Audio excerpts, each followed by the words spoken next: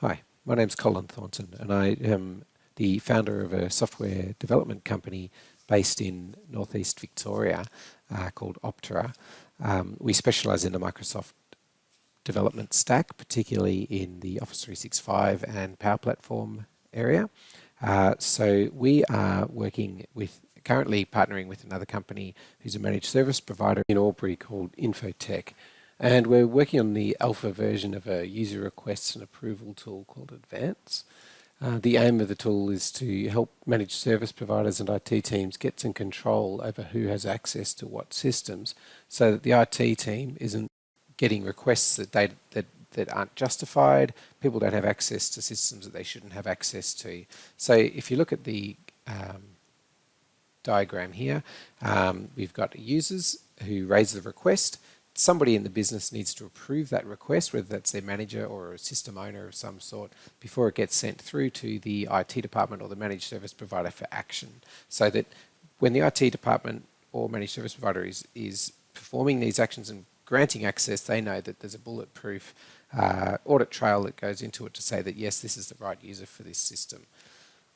So what we're doing here is building a product that can be deployed to a business, and also that's lightweight and flexible enough to be able to add it to meet the needs of that business as well. So we'll have a core set of products. It should be the same for most businesses, but there's no reason why another business couldn't very quickly and easily tack on another module to control more than what you're going to see here today in this demonstration. We might talk about that a bit later on. So just to begin with, I'll just quickly show you the products that we're building this on. So at this point in the alpha product, the back end is all built within SharePoint Online. So basically all of the pieces of this tool are served on Office 365 using existing licensing. There's no premium products or connectors or anything required. Any business who has the most basic level of Office 365 licensing should be able to run this system without any extra licensing required at all. The apps itself is running on Microsoft Power Apps. The workflow that sits in the back end is all on Power Automate, and we're serving it all through Microsoft Teams as the platform. So what I'll do now is show you what we have developed. So you can see here it's all in the realm of, or in the context of Microsoft Teams. There's a window inside it. The users can access this from their Teams window. You've got the side rail over here. This is set up as an app that can be accessed by any user in your organization that you give it access to at any time. When the user hits the app, they're going to see something like this. This is a home page. You can see it's very much tailored to that user. There's some requests that they've raised over here. There's some approval tasks, so if there's any outstanding approvals they need to take care of, they'll be able to see all that in a single view. There's some quick links and also a bit of information about that particular user. We'll get into that in a bit later. So the types of requests that the users can raise is access requests, which is where one or many people can apply to be a member of a particular AD group. So let's go and have a quick look at that one. So the two sides are access, or add or remove access. I type in the employee's name. Let's say I want to raise it for these people. Then this particular list here of what group do you want to add it to, that's direct out of Active Directory. So there's nothing, we're not storing any of this kind of information in SharePoint, in this app. It's all coming direct from the source system. The request to comments is please provide access. Let's submit that one. And what that's going to do is kick off a workflow. So you can see we've got a positive message there that it's been raised. In a second, I'm going to receive an email to say that there's a request to be approved. Okay, so I've received an email. Now you can see here that this email's come through to me as part of the workflow, but the good thing about this is it's using the standard Power Automate approvals task. So we can approve this direct from inside the email. I can say that looks good to me. Now, just to clarify, this is the business approval that we're doing at the moment. If I click submit that one, I don't need to enter the app or enter SharePoint or enter any other system to do it. I can just do it direct from the email. And now that that's happened, in a second I'm going to get another email to say, can you action this request? Because I'm actually listed as both the actioner and the approver. So here we are. You can see the original request said all this stuff, and it was approved by this person. There's his comments. And now as an actioner, I can say, yep, that's now complete. And I can do this again direct from my email.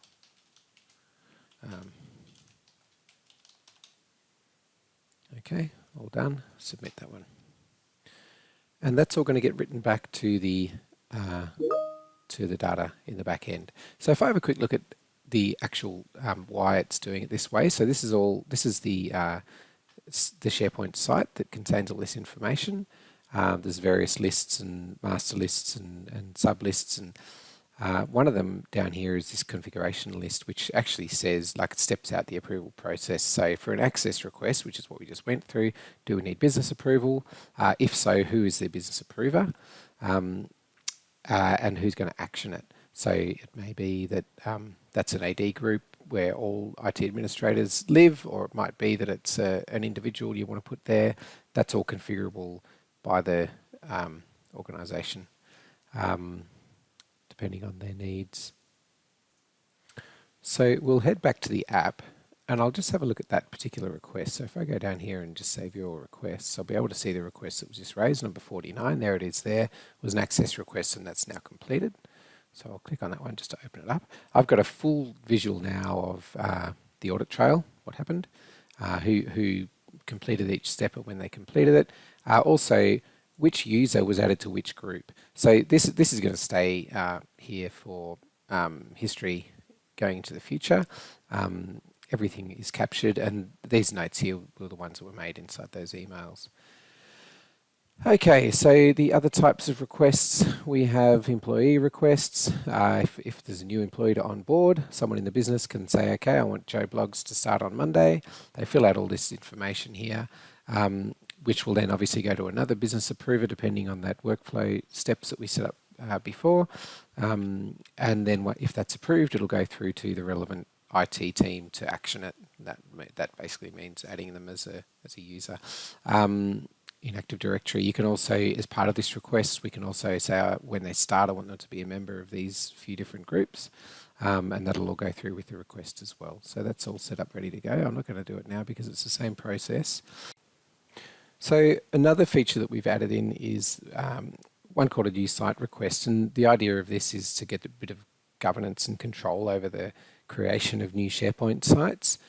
Quite often, with SharePoint Online and Teams, there's this massive proliferation of new sites and nobody quite knows where to put the stuff, and there's duplication and there's sites that have cross purposes, and there's very little oversight over that. So as far as implementing a little bit of an application process, we can have a bit of governance over that, and we can sort of make sure that every site that gets created has a valid site owner, and that there's a valid reason for having it. We don't have any smarts in here right now to say, do you know there's another site that has a similar purpose, but that could definitely be built in quite easily. So something to say, like if I just say, let's just say we want to create a site called that. First thing I'm going to do is check the availability of it, just to make sure that that particular URL isn't already used, or that there isn't already an item in the register that's matching. If there's not, it's available, that's all good to go. And let's just say, in order to raise this request, we must nominate a site owner. So that means an individual who's willing to take full responsibility for this site.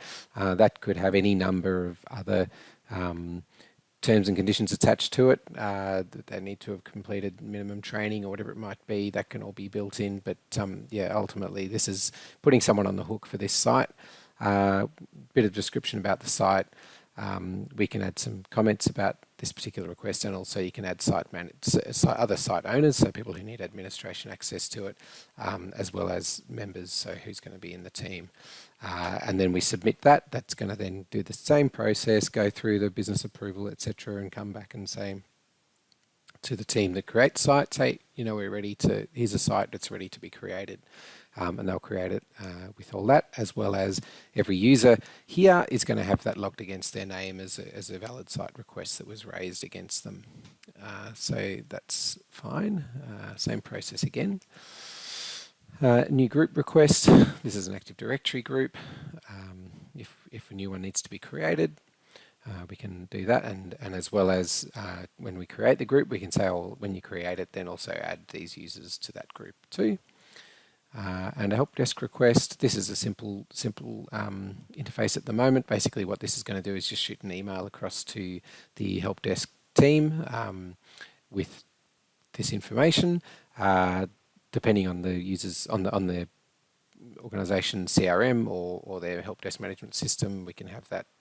Either it's an automatic, we can use their APIs to write it direct to the system, or we can just have that tagged with emails in a particular way so that it says which client it belongs to, so that it can help on the receiving side of that request. The last thing I'll just quickly run by you is this profile page. This has got a little bit of information about that particular user. So this is similar to the home page that we were looking at before. I can also see all the requests that relate to that particular user. Let's just say this, and we've got the AD group memberships over here. This is directly queried from Active Directory. This has got nothing to do with anything we're storing. This is going to AD and saying, give me all the groups that this guy's a member of. What I'll do here, just for demonstration purposes, is show you what this might look like for other users in the organisation. Let's say, so this is the CEO. Let's just drill down on CEO, so we can't see any requests, or we can see that Paddy's a member of 2 groups. If you drill down to Miriam, who reports to Paddy, see her photo. She hasn't raised any requests, but she's also a member of those 2 core groups. Now I'll drill down into Adele. And she's raised 2 requests. Now, because if this was Adele's page, her profile, she'd see that she had a direct report who was me, and then she'd be able to drill down into my profile and see all the requests that have been raised against my name, what groups I'm in. So it gives her a very good visibility over what's going on with this user, and quite an easy way to do it. So that pretty much wraps up the demonstration. As I previously mentioned, this is an initial release or initial alpha product that we're rolling out just to test the waters, get it used by organisations, see what's valuable, what enhancements we can bake into the core product. The idea, it's a lightweight, basic platform. We can add any number of modules or extensions, and a lot of these action tasks can be automated, like account creation or site creation. We can make that literally be a checkbox exercise for the IT admins. They tick a box and the account will be created for them. So if you like what you see, get in touch. Thanks.